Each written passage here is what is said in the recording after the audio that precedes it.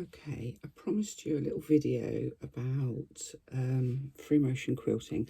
Now, you'll forgive me, I'm in my dressing gown. It's early on a Sunday morning. Nobody else is up, so I've decided that this is the time to do it. So what I've done is I've put my quilting foot onto my machine. And a quilting foot is an essential for this. If you haven't got a quilting foot, then you can use a darning foot. But a quilting foot looks like this, and the reason that this one is so clever is because it's got this spring, so it allows the foot to sort of bounce. This one is a slightly larger one at the bottom than this one. They're just slightly different designs. I've never ever used the bigger one. I only ever used the smaller one. These came with my machine. And you need to lower your feed dogs. Now, if you can't lower the feed dogs on your machine, you can very often get a darning plate, which is a plate that goes over the feed dogs. And the feed dogs then don't push the fabric through. So I'm going to start with a piece of pattern fabric, because that's what I was doing yesterday, and I was following the design on the pattern. Now, the first thing I'm going to do is I lower my foot down at the point where I want to start. I'm going to lower my needle into my work and then bring it up again, pull this top thread so that the bottom thread comes up through the fabric. Ideally, you want all of your thread ends to be on the top of your work. So there we go. I've got this is the bobbin thread, this is the thread that's through the needle. And what I was doing yesterday was basically following the design. Now, this takes a little while to perfect. Some people just do it naturally. I have to say I was very lucky. I tried it and it worked for me. I didn't spend months and months and months and years trying to figure out how to do this, or to try and get the right speed or the right movement with my fingers. And it is about, you're not going to be, normally when you sew, your feed dogs push your fabric through the machine. You are in control of how the fabric moves through the machine. Now, all I've got here is a layer of this is really cheap Aldi's fat quarter cotton and some headliner. Now, I haven't interfaced this top fabric. I normally would do, but because this is just sort of trying to show you how to do this, I haven't interfaced it. So what I'm going to do is I'm going to start with my needle down, and I'm trying to do this slowly so that you can see. I normally do this very much quicker, and I'm just following moving the fabric and the foam to follow the design on the pattern. Now, what I will say is I always start in the middle, and I'm just doing this really slowly, which is actually quite difficult for me because this is way slower than I normally would work. And what you need to do is not drag the fabric through. Take it slowly and evenly so that each stitch is the same length.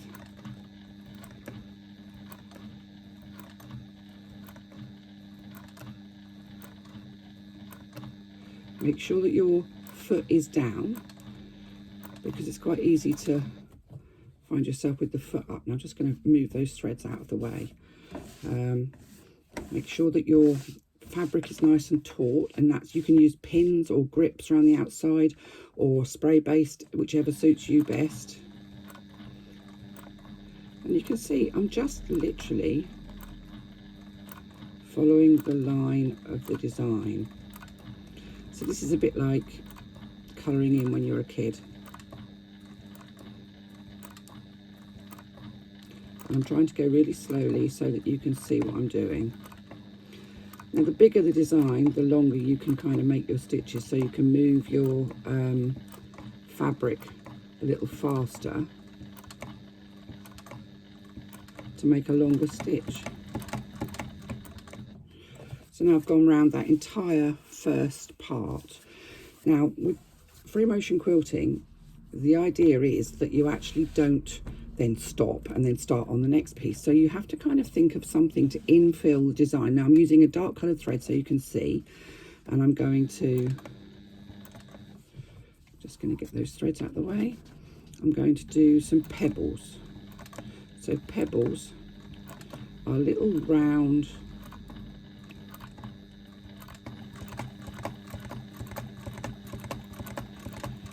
rounds, really, is what they are.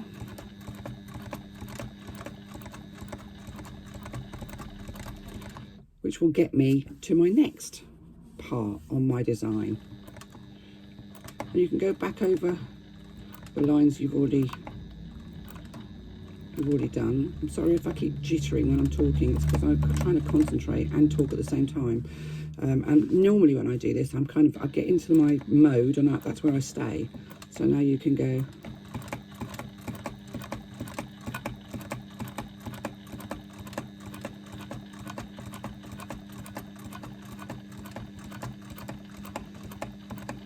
And it's about finding the right speed for your needle to go in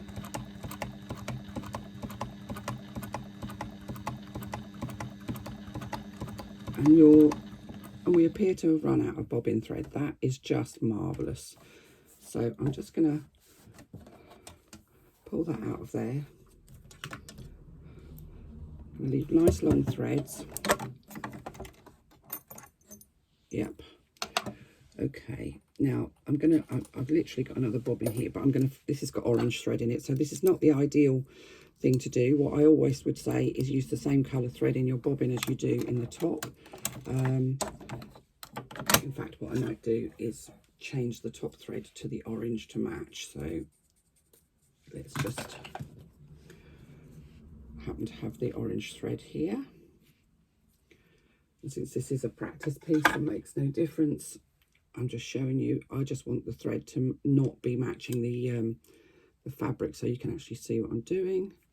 So I'm threading this up. The only other thing I've done is I've turned my stitch length down to 0. So I haven't changed the tension, haven't altered the tension at all. So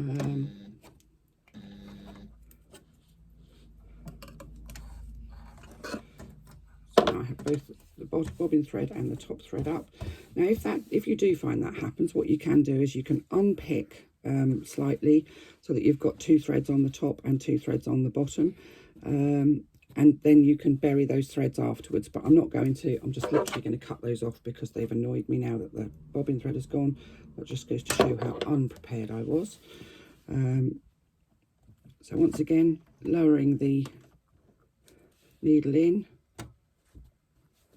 pulling that top thread to bring that bottom thread up through. I'm kind of hoping my hand isn't in the way there. So my bobbin thread is now at the top. And again, I'm just going to lower my foot.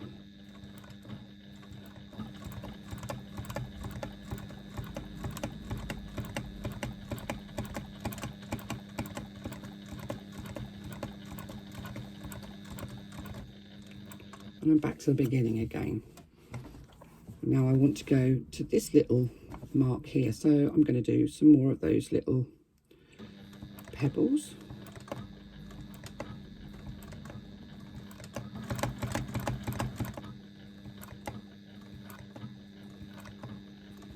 And these are just little circles that kind of join together.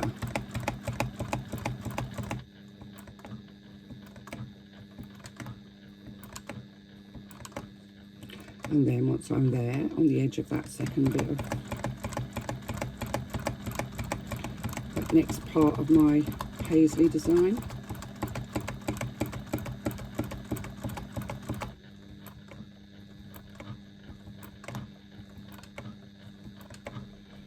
and I can fill in all the gaps. You don't have to fill in all the gaps. If you want to leave some of them without any stitching, that's fine. I actually think it looks quite nice if you've got sort of pieces that actually aren't heavily quilted, because then you get the rise and fall, you get the sort of padded parts and then the not padded parts. So let's just do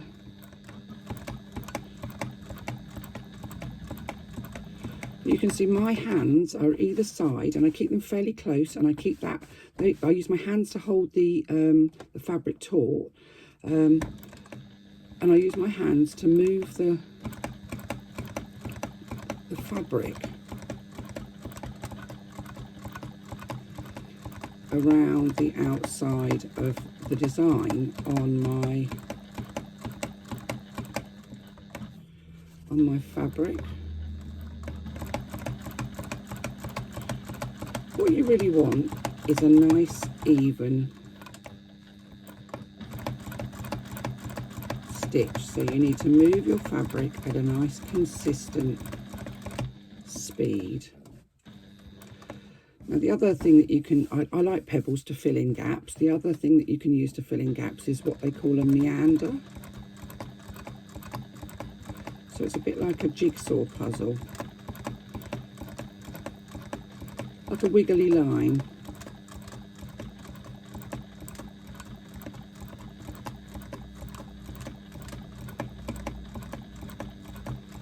And there I am, look, back where I want to be on the next little part of my paisley design. And what you end up with is one continuous line of stitching, assuming you've got bobbin thread in and you don't have to change it. You can go back along your line of stitching that you've already done to get yourself to a different area.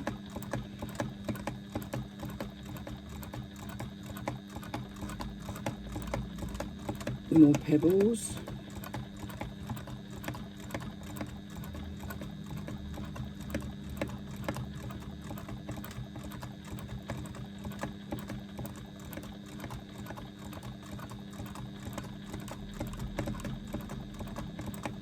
And then go around this paisley piece.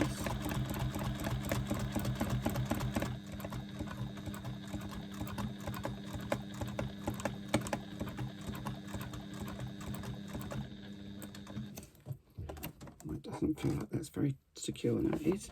I'm just obviously a little bit paranoid.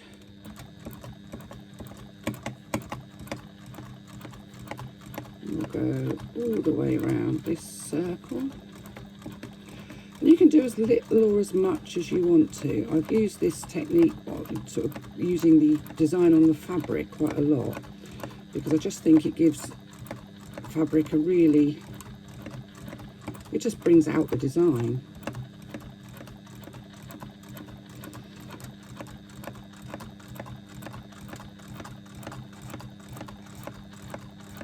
It's almost like trying to colour in the lines.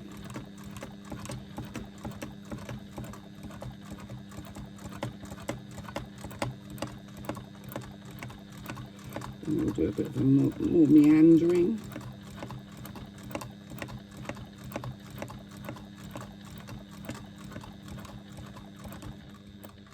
Let's get rid of those threads out of the way.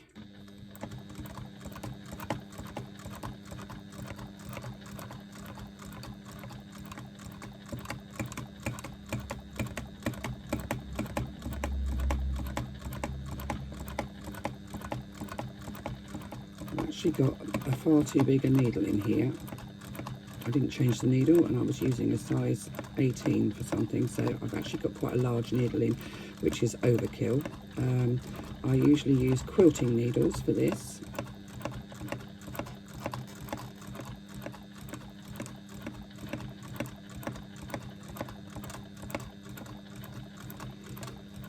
Which is really hard to do slowly. I don't usually do it this slowly. I am a fairly speedy quilter.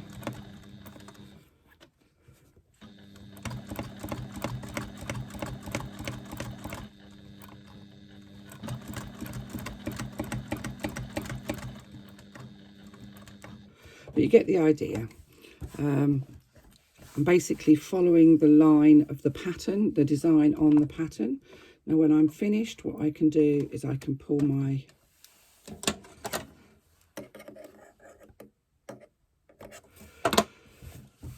what we do is we take the two threads, the bottom and the top thread,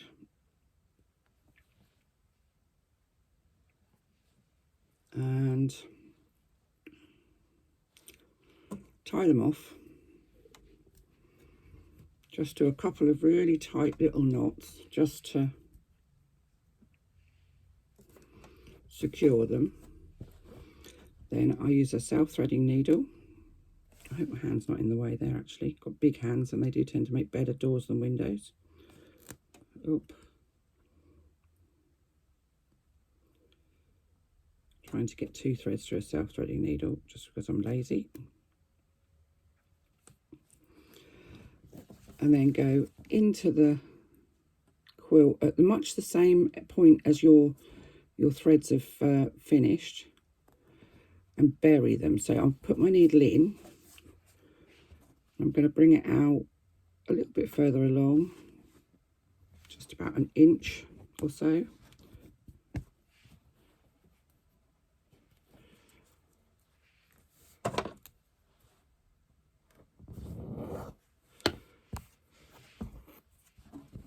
I've only got one of those pieces of thread through, the other ones come out the needle, and then trim off the end. And we're going to do exactly the same with the other thread. Back in through the quilt, and you're only going through the front layer and sort of into your foam or wadding or whatever it is that you've got inside. And again, come out about an inch away, depends how long your needle is really.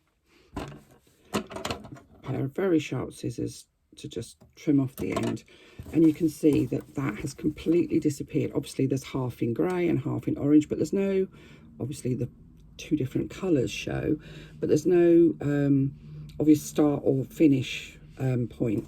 And you can do that with all of your thread ends. It does take a long while to do. You don't need to backstitch or anything like that. In fact, you almost can't backstitch, but you can see, I hope you can see that I've used the design on the fabric, and I've just added a few little extra bits to get me from sort of A to B. So from this part to this part to this part. And that's the basics. On the back, you can see the design better actually on the back than you can on the front. This thread was the one that where I'd needed to when I finished, and I pushed that through to the front and tie off the same as I did with the rest. But you get the design on the back. Now, if you were making a quilt, so something for to put over your lap or whatever, you'd have wadding in the middle or batting, and you'd have fabric on the back as well, and those all needed to be secured really well together. The word quilt means sandwich, so it's basically something thick and padded sandwiched between 2 pieces of fabric. You would not interface either of the fabrics if you were making a quilt. This is quilting for, well, what I was doing was quilting for a bag, so I don't need a backing fabric because there'll be a lining inside of the bag. And actually with Headliner or Styleville or any of the other proprietary bag making foams, you don't need something on the back. If you're going to use wadding or batting, so let me grab some of this kind of stuff, this sort of fleecy stuff, you do need something on the back because this stuff will catch on your feed dogs, and it will go everywhere and you won't be enjoying that at all. Now we have, that's your basic quilting using a pattern. Now I've got a piece of plain black fabric, and I just wanted to show you a couple of, so we've looked at the pebbles. My threads come out.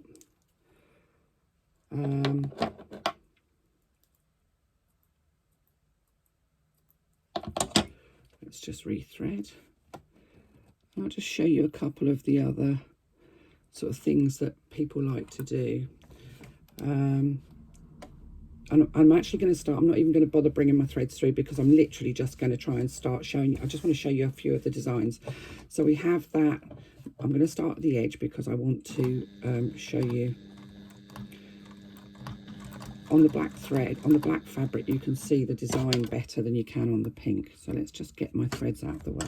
That would be 2 threads because I would pull it out from the bottom. So we have this meander type pattern, and this is the one, stippling. This is the one that a lot of people use to kind of infill gaps.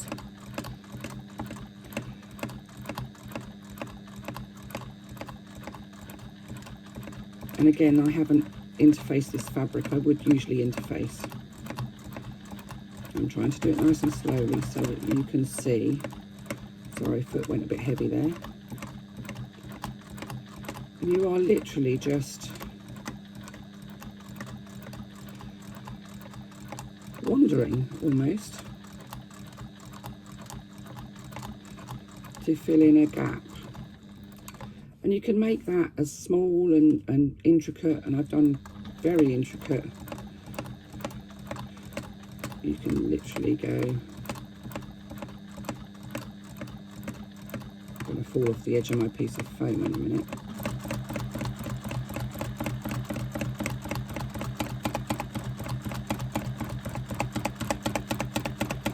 It's banging because it's too big a needle.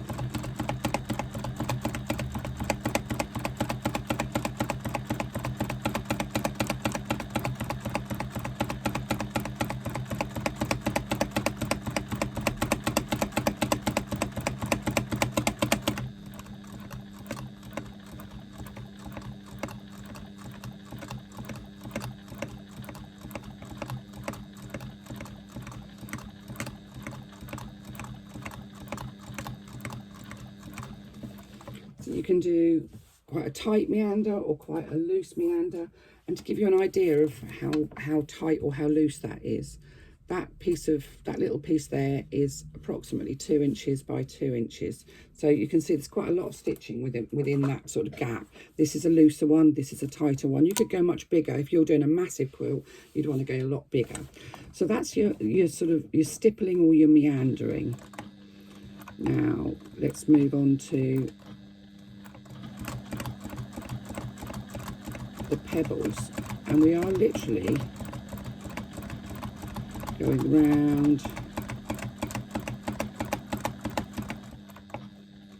in circles.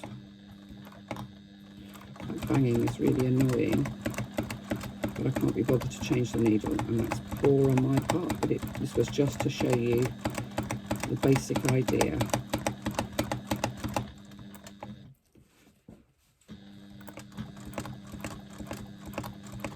So here we have pebbles. So basically you're talking about lots of little circles that kind of join together.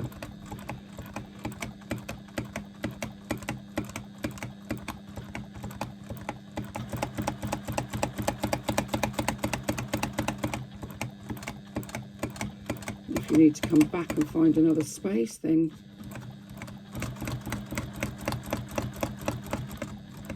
just come back on yourself.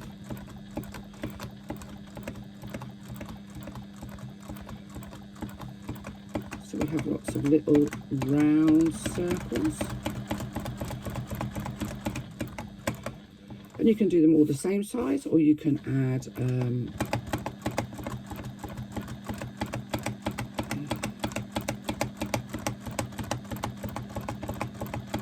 a bigger one and some smaller ones in to sort of give you a more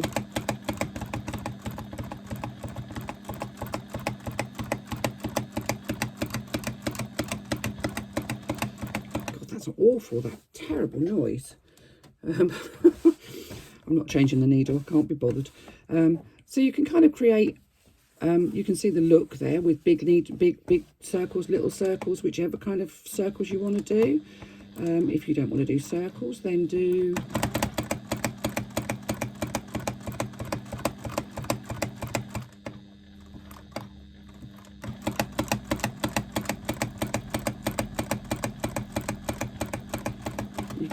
ovals, and then you end up with a sort of a almost like a pebbled wall, sort of.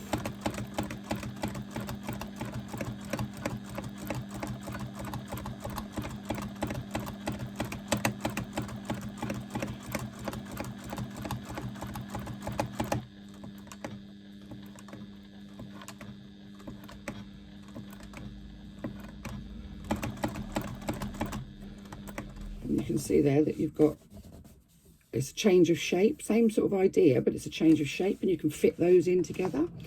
Then of course you get the feather, which is the thing that everybody wants to do, and most people think they can do straight away, and most people can't because it isn't easy. And I'll show you how I do them. So I start, and I'm sorry about the banging, with a sort of a slightly curvy line, which will be my middle stem. And at the top of that line,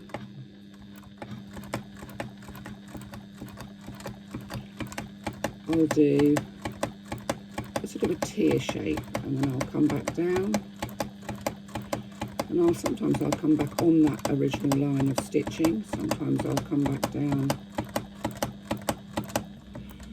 It's going to drive me nuts, that noise.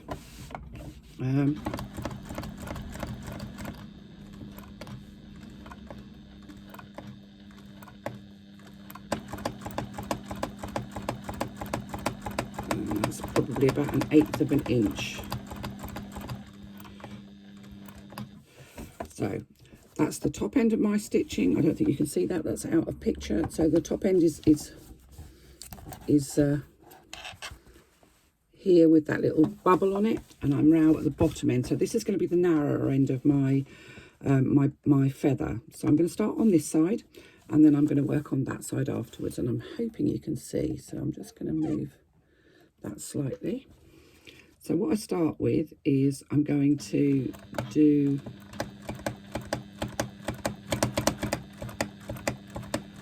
half of a love heart.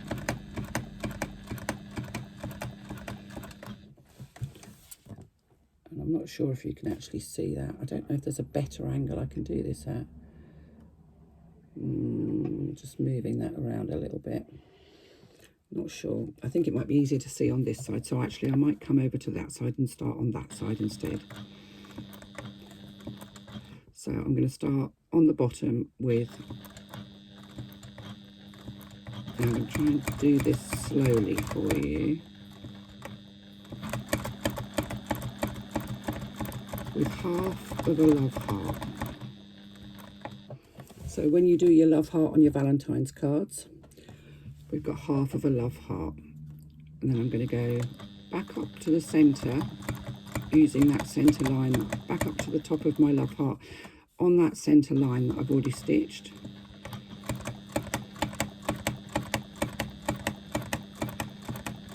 And I come all the way out and create almost a much bigger love heart, but I stop at the very side where I've actually done that first one. And I come back on myself. So I'm literally following the same line of stitching. And when I get to about, well, a point which I think is right, I'll come out and once again come back in to the middle and back up through the middle.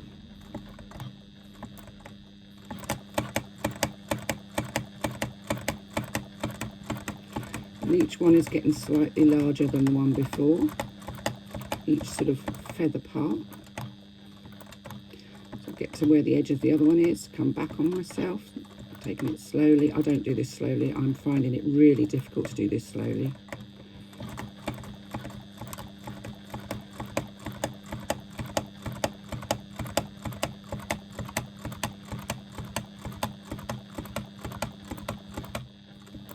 You can see that my stitches are all a fairly even length, and that's what you're aiming for. It's about finding the exact speed, the foot speed that works with how quickly you can move your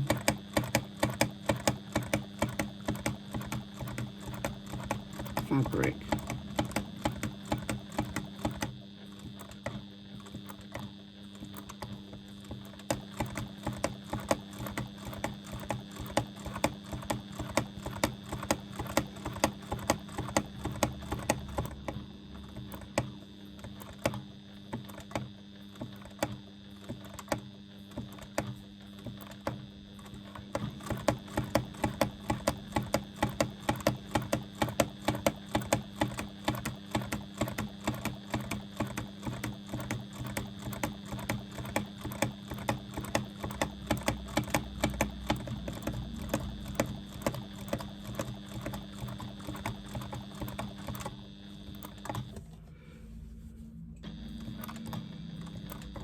So I'm about halfway up my side of my feather, so I know I need to start reducing the size of my my panels on the side of my feather, because I need them to match in with this top piece. So I'm just going to make this next one slightly smaller again. You can kind of make it as much as you want to fill into the space that you've got to do your feathers in, to be honest.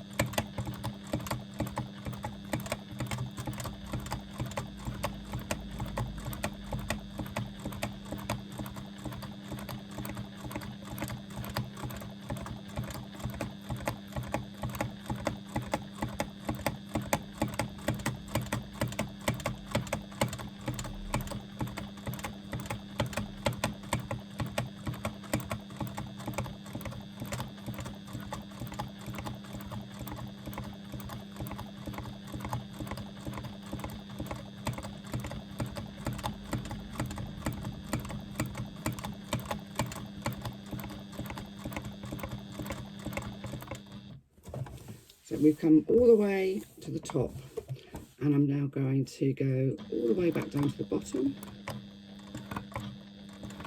because I find it really difficult to do this from the top. I have to do it from the bottom. I can never get them very even if I do them from the top. If I start at the top for the second side. So I'm basically following the line of stitching I did for my first, for this little stalk in the middle. And I'm coming back down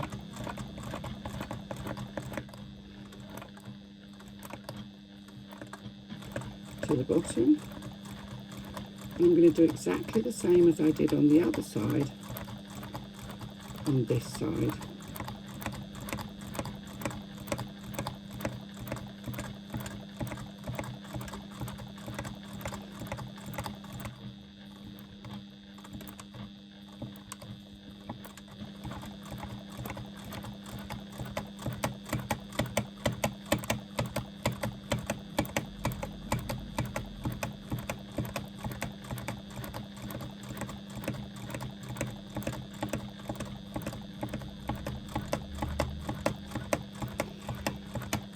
Now, it's fair to say that I'm probably going to, this probably will look, this isn't easy to do slowly, I have to say. And my machine's making this horrible noise, which is entirely my own fault. It's my needle's the wrong size. I've got a far too big a needle in here for this. But I wanted to show you while the house is quiet, so I can get on with my housework. Oh, we all love housework, don't we? That's what Sundays were made for.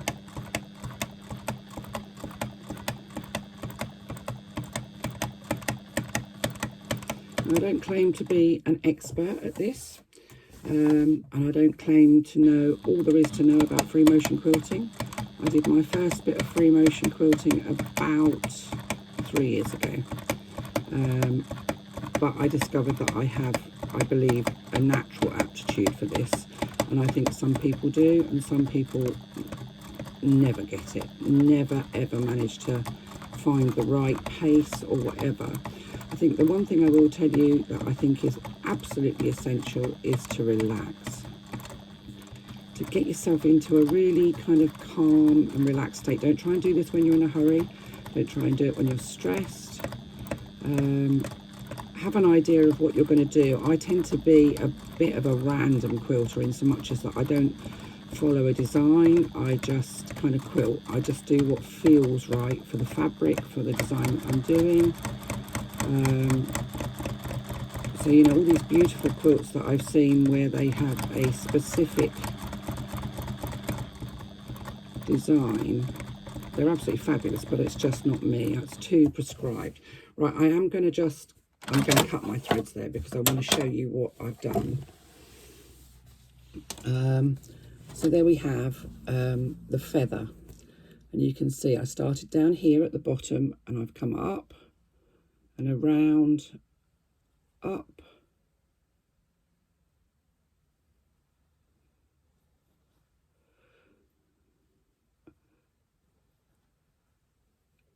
And I've done exactly the same on both sides.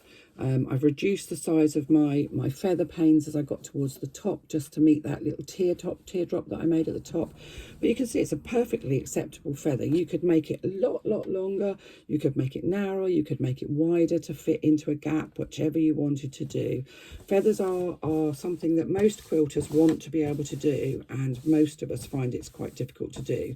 Now, the other thing that's used a lot in quilting, and I've used a lot in quilting, is echoing, and that's where these little round feet come into their own. Again, I'm not gonna bother pulling my threads up. I should do, but this is a practice piece, so I'm not going to. And echoing is where you basically follow the outside of a design that you've already done. Let's move the camera a little closer. And the edge of my foot, I'm going to keep the edge of my foot on that line of stitching. Now, echoing is something that can add a huge amount of definition to your design. Let's get rid of that thread, because you're basically giving it a frame. So I keep the edge of my foot on my design, and that's what the two different feet are for. This one, I believe, is a 1/4 inch foot, so my echoing will be a 1/4 inch away from my original design. I think the other one is a 3/8 of an inch foot, so I get a slightly wider gap.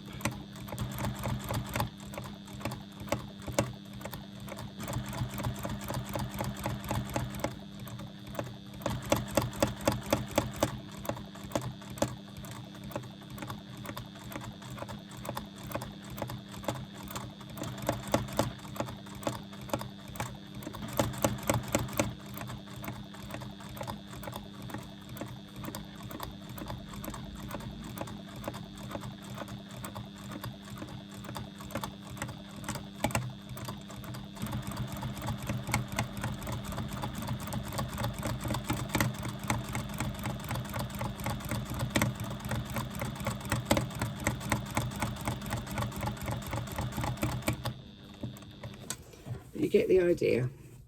And you can turn your work round as you go. So you're working towards yourself or away from yourself, whichever feels the most comfortable for you.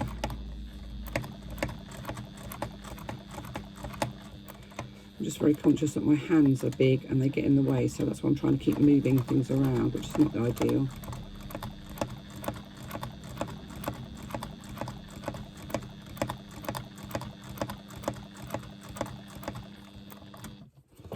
You can see we've now got, just cut that away. We now have a sort of an outline on the outside of our feather. And you can see, even with headliner, and this is just 2mm headliner, you get this lovely puffiness to it. And it just looks spectacular when it's done on a bag or on a purse or whatever. But what you have to remember is a couple of things. Quilting will shrink your fabric. So if you cut your panel the size that it is in the pattern, unless the pattern has already been designed with quilting in mind, you need to make sure that you've cut it at least ½ an inch bigger than you want it to be.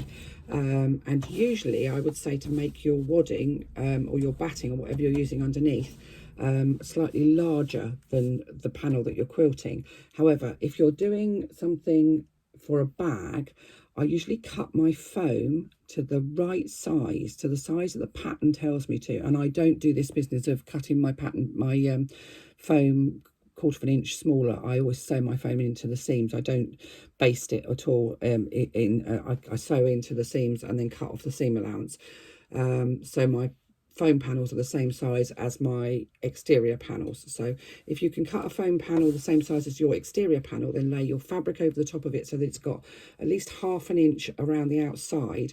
As the fabric shrinks, and it will shrink, it will end up the same size as your foam panel. It depends how thick how good your machine is at managing thicker seams. Quilting on bags is not difficult to do as long as you understand how the quilting is going to affect the seams. If you've got quilting in the seams, it's going to make it a lot thicker. If you cut quilting away from the seams, your quilting will come undone because you're basically going to be cutting through stitching. So you do need to be very, very careful. It's experience and practice. And the one thing I will say about this is it's practice, practice, practice, practice, practice. Let's just play again. Let's just have a little, because I've got some gaps on this. So let's teardrops. I like a teardrop. I don't like that noise though.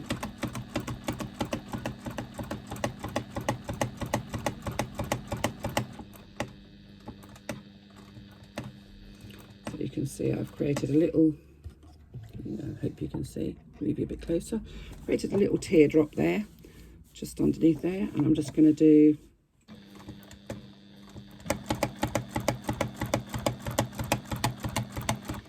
most of these designs have got proper names. I've never known what most of them are, so I just do what comes to me at the time, what seems to fit with the design of the fabric or the design of the bag that I'm making.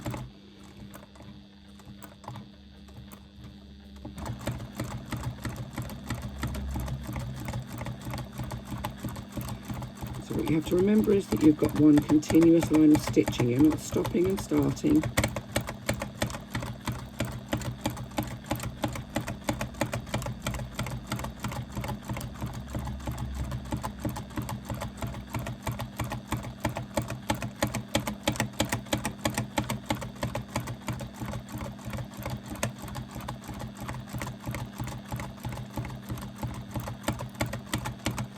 This is quite an organic one. It always reminds me of leaves.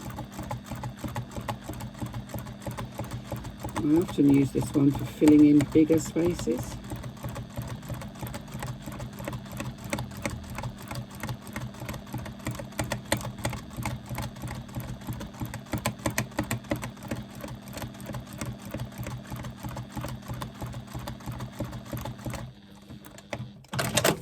You can see, so I'm not bringing my threads up or tying them off, because this is just a practice piece. But there you go. There's some leaves. Now, the thing I was told when I was first tried this, I was with a friend who's a quilter, and she said, try writing your name. And you have to realise that, I mean, my name's long, which is unfortunate. So it's years since I've done this, so let's see if I can do it.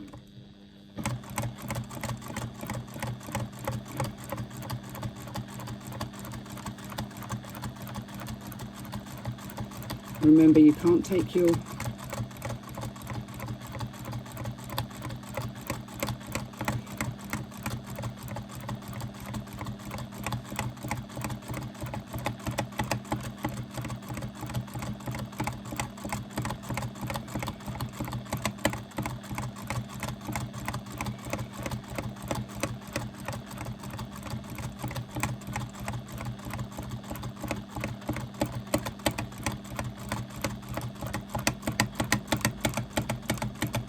oh, that banging.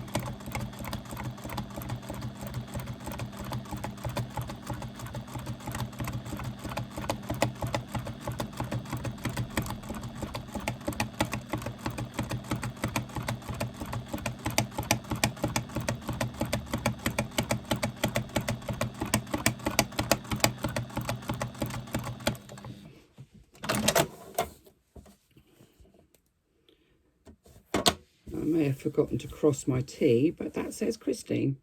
So I'd need to go back and put a little thingy on there, and you could put a couple of French knots on top of your I, and you've got wording. I did a quilt for my daughter where I literally did wording in them from books that we'd read as children. It's about gaining control. It's about making sure that your speed with your foot corresponds well to the speed that you move your fabric, because this is what creates the design. It's nothing to do with your foot, it's you moving the fabric is what creates the design. If you were to put a pencil in there, you'd effectively be drawing with your pencil if you did that. You're actually drawing with thread. And you don't have to be able to draw, because you can. If you can't, if you figure that you can't do this, and that isn't as easy as I made it look, and I'm sorry, I can't make it look difficult because I know how to do it, but do what I do, and use the fabric as your design. So you don't have to be able to draw, you just need to be able to follow the lines, and anybody can follow the lines. If you're more than 4 years old, my grandson can follow lines. He can't do this, but he can follow the lines on a picture and draw the outsides. So, you know, you can follow the lines on your design. Some of the beautiful fabrics, some of the K-facet fabrics, some of the big sort of flowery, bold prints would be great with this kind of thing done. And I've done that before. It's about finding the right speed with your foot and the speed that you move your fabric so that you get a really nice, even, I don't know if that's in focus even, a really nice even stitch. And if I'd interfaced that, I wouldn't have that ridge. I don't actually think I even pressed it, to be honest. I just grabbed it out of the drawer. But you can see how the fabric puffs up around the design. And this one, you can see here, look, you've got the design on the back, and you can see how puffy it is. And this is only on 2mm headliner. If you use style veil, it's much more puffy. If you use style veil, however, it will shrink more. So you probably need to leave an inch at least around the outside of your fabric if you need it a particular size. But that's basically quilting. There is no magic to it. It's about practice. Have a go. Grab yourself a piece of scrap fabric, put on your needle, put on your quilting foot, and have a go. So many of us have quilting feet and we don't even know what they're for. So many of us have quilting feet and go, oh, I can do that. Do it. What's the worst that can happen? Use a scrap bit of fabric, a scrap bit of headliner, and just play and see what you think. And I'm going to post this on YouTube, and then I will post it to my group, and I want you to all have a play and post me a little picture underneath this video in the group to show me what you've been playing with. I hope that's been helpful. Like I say, I'm no expert. I am in my dressing gown. It's early on a Sunday morning, but I thought I'd give it a ping and show you how I do it. It's not necessarily the right way, it's how I do it.